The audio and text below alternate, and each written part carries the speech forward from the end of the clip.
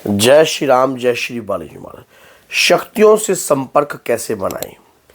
अगर हमारे शरीर पर, हमारे देह पर कोई ऊर्जा आ रही है और उस ऊर्जा से हम उस ऊर्जा के संकेतों को कैसे समझ सकते हैं, जिससे उन संकेतों को समझकर आगे हम कार्रवाई करें अच्छे और बेहतरीन तरीके से। और शक्ति क्या हमसे बात करती है? अगर बात करती है तो किस प्रकार से करती है और उनकी बातों को कैसे समझा जाए, जिससे हम उनकी बातों को समझकर उन्हीं के अकॉर्डिंग जो है हम कार्य कर सकें। आज की वीडियो बहुत ही ज़्यादा आपके लिए लाभवर्धक होने वाली है। तो अगर आपको वीडियो अच्छी लगे तो लाइक करना, चैनल को सब्सक्राइब करना और बेल आइकन बटन को दबाना ना भूलना, ताकि इसी प्रकार की बेहतरीन से बेहतरीन वीडियो आप तक पहुंच जाए। तो क्या होता है कि देखिए, हम भगवान की पूजा करते हैं, नित्य नियम बनाकर अपने जीवन में एक आधार बना लेते हैं कि हमने नित्य हनुमान जी की पूजा करनी है। और हम जब पूजा करते हैं, पूजा करने से हमारे शरीर पर ऊर्जा का समावेश उत्पन्न होता है। धीरे धीरे हमारा संपर्क बने रहता है उन शक्तियों के साथ। लेकिन वो संपर्क किस तरीके से बनाना होता है, किस तरीके से हमें संपर्क बनाने के लिए हमें क्या क्या आवश्यकता होती है, किस किस चीज़ों की आवश्यकता जरूरी होती है, जिससे हम शक्तियों के साथ बेहतरीन तरीके से संपर्क बनाएं। मान लीजिए, कई बार क्या होता है, बहुत सारे भक्तों के साथ ये देखने को मिलता है कि उन्हें एंड तक भी ये समझ में नहीं आता कि हमारे शरीर के ऊपर पितृ शक्ति आ रही है, देव शक्ति आ रही है, या शक्ति सच बोल रही है या झूठ बोल रही है। बहुत सारे भक्तों के साथ ये बात देखने को मिली है कि वो ये वाक्य रखते हैं कि हमारे शरीर पे कोई ऊर्जा तो आती है। पहले तो सारी बातें जो थी वो बिल्कुल ही सत्य जाती थी, लेकिन अब जो है बातें शक्तियों की सत्य नहीं जा रही है, अब बातें जो है बदल जाती हैं। और ये क्यों हो रहा है, किन कारण से हो रहा है? क्या हमारी भक्ति में कोई त्रुटि है, या हमें संपर्क बनाने में हम बना नहीं पा रहे? तो कुछ विशेष बातें जो है ध्यान में रखनी चाहिए। शक्ति कभी एक व्यक्तिगत विशेष के लिए नहीं होती है, शक्ति जन के कल्याण के लिए होते हैं। अगर हमारे शरीर पर कोई ऊर्जा का समावेश उत्पन्न हुआ है तो वो जन के कल्याण के लिए है। लाखों की भीड़ में आपके इष्ट, आपके आराध्य अपने भक्तों को पहचान लेते हैं कि इस भक्त के माध्यम से ही जन का कल्याण होगा, इस भक्त के माध्यम से ही इस व्यक्ति का कल्याण होगा। तो उसी प्रकार से तभी हमारे को कोई कृपा प्राप्त होती है। हम क्या करते हैं, उस कृपा को गलत कार्य में, गलत उद्देश्य में लगा देते हैं। जैसे कि किस प्रकार? अपने घर में धन दौलत को अर्जित करने के लिए, अपने घर में हमें क्या है कि हम कैसे खजाने को अर्पित करें, कैसे कोई सट्टे का नंबर देखने में लगा देता है, तो कोई किस प्रकार की कार्य करने में लगा देता है। कभी भी शक्ति व्यक्तिगत विशेष के लिए नहीं, जन के कल्याण के लिए है। अगर आप शक्ति को जन के कल्याण के कार्य में लगाओगे तो आपकी शक्ति कहीं गुना ताकतवर होगी। और ये ताकतवर कैसे होती है, कैसे हम उन शक्तियों से संपर्क बनाते हैं? इसके लिए जिस भी मंत्र की साधना आप कर रहे हो, या जो भी मंत्र का जाप आप कर रहे हो, मान लीजिए आप हनुमान जी के मंत्र का जाप कर रहे हो और हनुमान जी के दूत महाराज आपके शरीर पर आ रहे हैं। अब मैंने बहुत सारे ऐसे भक्तों के साथ भी देखा है जिनको पता ही नहीं लगता है कि क्या हो रहा है, क्या क्या क्या किस प्रकार से हम जान सकते हैं। और वो भक्ति पूजा पाठ तो कर रहे हैं, लेकिन समझ में कुछ नहीं आता है, दिखाई कुछ नहीं देता है, उनकी शक्ति को भी कुछ नहीं दिखाई देता है। तो ऐसा क्यों हो जाता है? क्योंकि उनकी ज्ञान इंद्रियां अभी जागृत नहीं हो पा रही हैं, और आपकी स्वयं की ज्ञान इंद्रियां जागृत नहीं है, जिसके कारण आप शक्ति के संकेत और उनके संदेशों को नहीं जान पा रहे हो।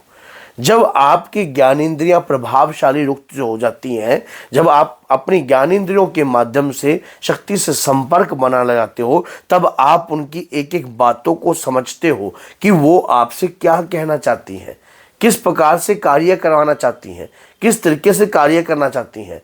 कई भक्तों के साथ तो ये देखा गया है कि पहले वो शुरुआती समय में कोई एक मंत्र को उठा लेते हैं और उस मंत्र को लगातार मेहनत कर उस मंत्र को लगातार जाप करते हैं, और फिर उस मंत्र के बाद उसमें देखते हैं उसका लॉस एंड प्रॉफिट, कि हाँ भी मंत्र से आपको कुछ दिखाई दिया, कुछ हो रहा है, कुछ महसूस हो रहा है।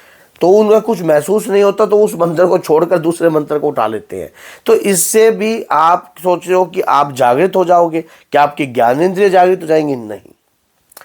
आप अपने मन को शांत रखिए और अपने इष्ट के आगे प्रार्थना कीजिए। देखना शक्ति किसकी है, आपके इष्ट की। संपर्क कौन बनवाने में सहयोग करेंगे, आपके इष्ट। अगर आप सोचते कि आप ही सब कुछ करने वाले हो, नहीं, आप सिर्फ अपने कर्म पर अपने विश्वास रखिए कि मैं जो कर्म कर रहा हूं बस उसके तहत ही मुझे कृपा प्राप्त होगी। आप हनुमान जी महाराज के श्री चरणों को ध्यान में रखकर आप बाबा से प्रार्थना कीजिए कि हे पवन पुत्र हनुमान, मुझे पता नहीं है कि आपसे संपर्क कैसे बनाया जाए, आपकी शक्तियों से संपर्क कैसे बनाया जाए। कृपा कर कर मेरी भक्ति अगर आपके प्रति सच्ची है तो मेरी ज्ञान इंद्रियों को सिद्ध कीजिए प्रभु, मेरी ज्ञान इंद्रियों को सिद्ध कीजिए, मेरी ज्ञान इंद्रियों को तेजस कीजिए, ताकि मैं आपके हर छोटे से छोटे संदेशों को भी मैं समझ सकूं। जो हमारी पंच ज्ञान इंद्रियां हैं ये बहुत जल्दी प्रभावशाली होती हैं और बहुत जल्दी ही इनसे संपर्क बनना लग जाता है। आपको सामने वाले की संकट का आभास होता है, आपको उनकी घर की नकारात्मकता का आभास होता है, आपको पता लगता है कि आप उसके शरीर में ये गंदी शक्ति है, लेकिन इसके लिए आपको नियमित रूप से उनकी पूजा करनी चाहिए। जैसे आप रोज नियमित रूप से पूजा कर रहे हो, अगर उनका कोई दिन है जैसे कि पूर्णिमा है तो उस दिन आपको त्रम हवन करना चाहिए, जिससे आप किसी भी मंत्र के जाप से, अगर आप लगातार कोई भी एक मंत्र का जाप कर रहे हैं तो उसका दशांश निकालकर आपको पूर्णिमा पर हवन कर लेना चाहिए, जिससे आपकी शक्तियों की ऊर्जा बढ़ती है, आपका ज्ञान इंद्रियां जो हैं जागृत होती हैं और जिससे वो ज्ञान इंद्रियां उस शक्ति से संपर्क बनाने में आपका सहयोग करती हैं। और फिर आप एक एक बात, एक एक संदेश को बड़े बेहतरीन तरीके से आप समझ सकते हो। आपकी कहानी का रूप में आप समझ सकते हो, आंखों के रूप में भी समझ सकते हो। आप महसूस करते हो कि सामने वाले व्यक्ति के ऊपर ये समस्या है, इस प्रकार की दिक्कत है, लेकिन इस लेवल तक पहुंचने के लिए आपको धैर्य रखना पड़ेगा, विश्वास रखना पड़ेगा। अगर आप सोचते हो कि आप अपनी ज्ञान इंद्रियों को तुरंत प्रभावित कर चुके हो और तुरंत आप एकदम से संपर्क का बनाने लग गए और सबको बताने लग गए हो, नहीं, अपने तप का फल जो है आपको वेस्ट नहीं करना चाहिए। आपको निरंतर अपने तप पर विश्वास रखना चाहिए, निरंतर अपने इष्ट के प्रति जो है उनका गुणगान करते रहना चाहिए और धीरे धीरे धीरे धीरे आपके अंदर एक ऐसी रहस्यमय ऊर्जा उत्पन्न होने लग जाएगी जो सामने वाले व्यक्ति को महसूस होने लग जाएगी। अपने आप ही उस ऊर्जा का आभास भी आपको होगा, उस ऊर्जा का आभास भी आपको होगा। आप कोई भी देवता के थ्रू का जो भी मैसेज होगा, आपको स्वयं उस मैसेज को समझने की शक्ति प्रदान होगी, उस चीज को देखने की शक्ति से प्रदान होगी। लेकिन इस कार्य में धैर्य बहुत जरूरी है। अगर जल्दबाजी आप करते हो किसी भी ऊर्जा को जागृत करने में या किसी भी शक्ति को प्राप्त करने में, तो जल्दबाजी में कभी भी कोई कार्य नहीं होता है।